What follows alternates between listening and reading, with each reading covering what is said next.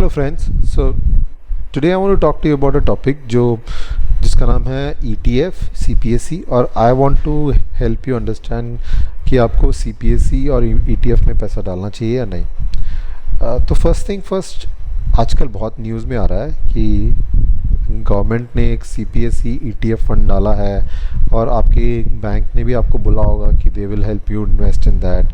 पर ये ईटीएफ क्या होता है और सीपीएसई क्या होता है, ये बहुत लोगों को पता नहीं है। एंड मैंने न्यूज़ में भी देखा कि बैंक्स ने कुछ सही तरीके से एक्सप्लेन नहीं किया है कि ये होता क्या है। And most people don't know what is ETF and don't know what is CPSE.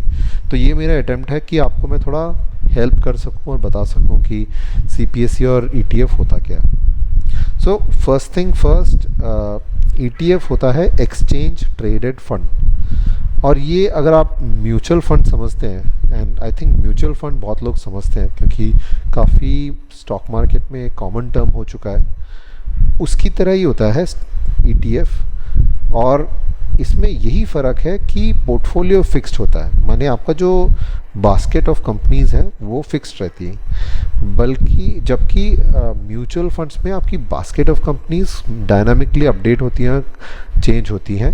And that means that आप क्या पोर्टफोलियो में अगर आपके फंड मैनेजर को लगा कि ज़्यादा इसमें रिटर्न नहीं मिलता है तो बास्केट को चेंज कर सकता है। नाउ ईटीएफ का जो ट्रांजैक्शन कॉस्ट, जिसको ब्रोकरेज बोलते हैं, खरीदने का और बेचने का, that is lesser than mutual funds.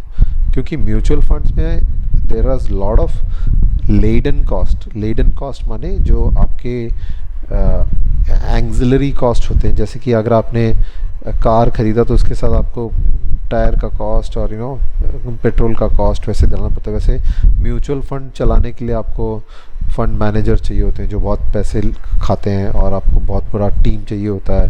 And आपको कॉन्स्टेंटली मैनेज करना पड़ता है बिकॉज वो कंपनी मैनेज करती है। फॉर एग्जांपल अगर आईसीआईसीआई प्रूडेंशियल म्यूचुअल फंड है तो पूरी आईसीआईसीआई प्रूडेंशियल बोल के कंपनी फॉर्म करके उसको चलाते हैं, which you know is a expensive affair. तो कंपनी को चलाना और वो लोगों को पैसे देने में बहुत पैसे लग जाते हैं, वो पैसे उन लोग कस्टमर से निकालते हैं। सो that is mutual fund. But ETF में ऐसा कुछ भी नहीं है, क्योंकि ईटीएफ में कंपनी का रोल कुछ भी नहीं होता है। They are merely acting as a broker. तो कंपनी ब्रोकरेज लेती है और वो ईटीएफ खरीद के आपको दे देती है। और ये ईटीएफ जिस भी पोर्टफोलियो या जिस भी स्टॉक का लेते हैं वो पहले से फिक्स्ड होता है।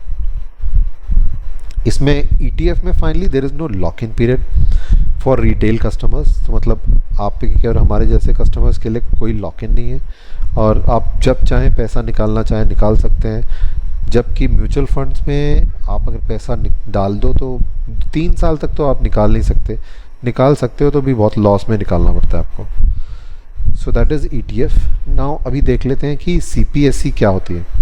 So CPSE central public sector enterprises, ये थोड़ा सा लंबा वर्ड है, but central public sector enterprises अगर आप उसको अलग अलग करके देखोगे तो समझ आ जाएगा आपको कि होता क्या है। तो CPSE is a type of ETF. तो डिफरेंट टाइप्स जो ईटीएफ होते हैं, electronic fund, exchange traded fund होता है, उसमें कोई होता है ऑयल रिलेटेड, कोई होता है coal related. CPSE is a specific group जहाँ पे ये गवर्नमेंट के अंडर में आता है ये, क्योंकि गवर्नमेंट इस ग्रुप को चलाती है। तो ये होती क्या है, it's basically a group of stock which is owned by the government of India. Stock माने कंपनीज। सो यहाँ पे आप क्लियरली पता चल सकते हैं कि ये जो सीपीएसई इस बार का जो लॉन्च हुआ उसमें कौन सी कंपनीज आती हैं।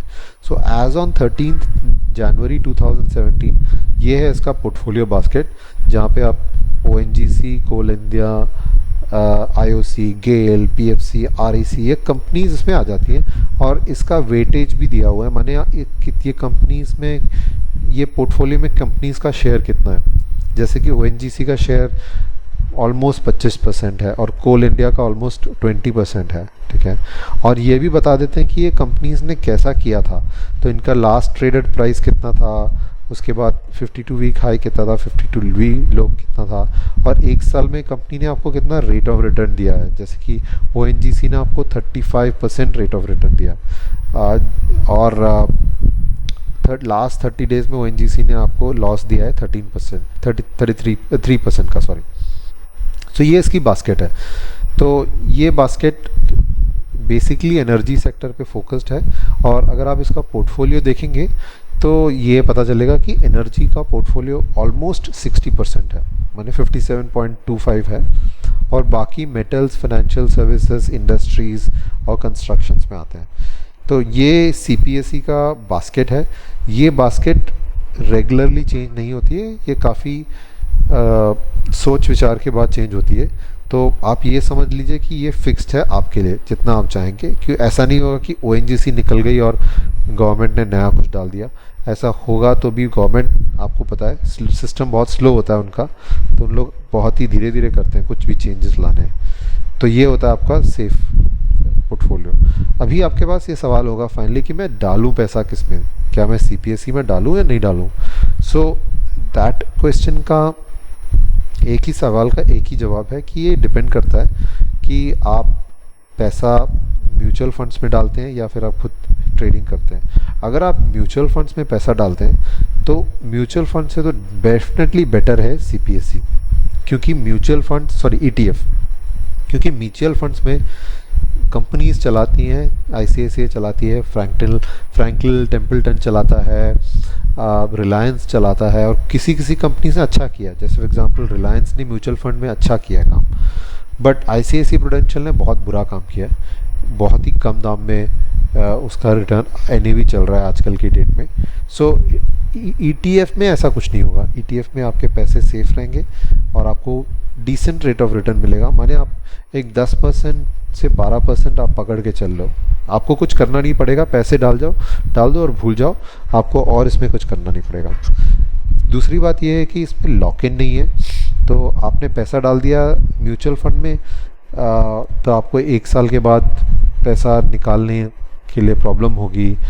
पर ईटीएफ में आप पैसा डाल दो और आप पैसा निकाल लो, जब आपको चाहिए, आपको ज़रूरत पड़ी तो आप पैसा निकाल लो। थर्डली इट इज़, ये जो पर्टिकुलर सीपीएसई पब्लिक सेक्टर है का जो ईटीएफ निकला है, ये बहुत ही स्पेसिफिक है, जो पब्लिक सेक्टर के ऊपर है। इसमें अच्छी बात यह है कि ये गवर्नमेंट का है, तो ये कंपनीज रहेंगी, कहीं जाएंगे नहीं, तो सेफ है। It is definitely better than direct stock investment. अगर आपको स्टॉक इन्वेस्टमेंट के बारे में नॉलेज नहीं है तो आप बोलेंगे अरे मैं तो सीधा डाल सकता हूँ पैसा, बट अगर आप पैसा सीधा डालोगे तो आपको उसको मॉनिटर करना पड़ेगा। किसी दिन स्टॉक ऊपर चले जाएगा, किसी दिन नीचे चले जाएगा, आप भूल गए उसको निकालने के लिए, उस दिन आप बिज़ी हो गए, आपको कुछ काम आ गया, स्टॉक नीचे चला गया। So you have to constantly monitor खुद का स्टॉक। बट ऐसे फंड्स में ऐसा कुछ भी नहीं होगा, बिकॉज ये आपको एक कांस्टेंट रेट ऑफ रिटर्न देता जाएगा, 12% देता जाएगा। तो ये रिलेटिवली स्टेबल भी है in comparison to stock market and in comparison to mutual fund. But having said that, अगर आपको स्टॉक मार्केट के बारे में नॉलेज है, आपको कैपेबिलिटी है, आपने काफ़ी स्टॉक मार्केट में खेला है, तो मैं बोलूँगा इसमें आप अपना टाइम मत वेस्ट कीजिए, बिकॉज इसमें आपको सिर्फ 12% मिलेगा। और स्टॉक मार्केट में आपने खुद ही देखा होगा कि आराम से, अगर आप सेफली और स्मार्टली खेलते हैं, आप 20 to 30% तो आराम से बना सकते हैं स्टॉक मार्केट में। पर आपको उसमें एक नज़र रखनी पड़ेगी, आपको देखते रहना पड़ेगा हो क्या रहा है। तो आप 20% बनाने के बजाय 12% बना रहे हो, कुछ काम नहीं करना पड़ रहा है। दूसरा है, आपको 20-30% बना रहे हो, पर आपको एक दो नज़र रखनी पड़ेगी, आपको नॉलेज भी होना चाहिए आप कौन से स्टॉक में ख़रीद रहे हो, वो स्टॉक का बीटा क्या है, वो स्टॉक का रेट ऑफ रिटर्न क्या है, उसने लास्ट 5 ईयर्स में कैसा परफॉर्म किया है, उसके ऊपर क्या क्या इश्यूज़ आ रहे हैं, उसके ऊपर क्या क्या प्रॉब्लम्स आ रहे हैं, ये आपको सब कॉन्स्टेंटली पता होना पड़ेगा। But as far as basket में डालना है तो आप, इट्स लाइक 10 कंपनीज में एक साथ डाल तो कुछ होगा नहीं आपको। So that is my view. Thank you and I hope you understood what it is. So मैं एक बार रिकैप करना चाहूँगा कि ETF होता है एक्सचेंज ट्रेडेड फंड, और म्यूचुअल फंड की तरह होता है। उसका कॉस्ट ऑफ ट्रांजैक्शन कम होता है और उसमें लॉक इन पीरियड नहीं होता है for retail customers. Thank you very much friends and have a great day.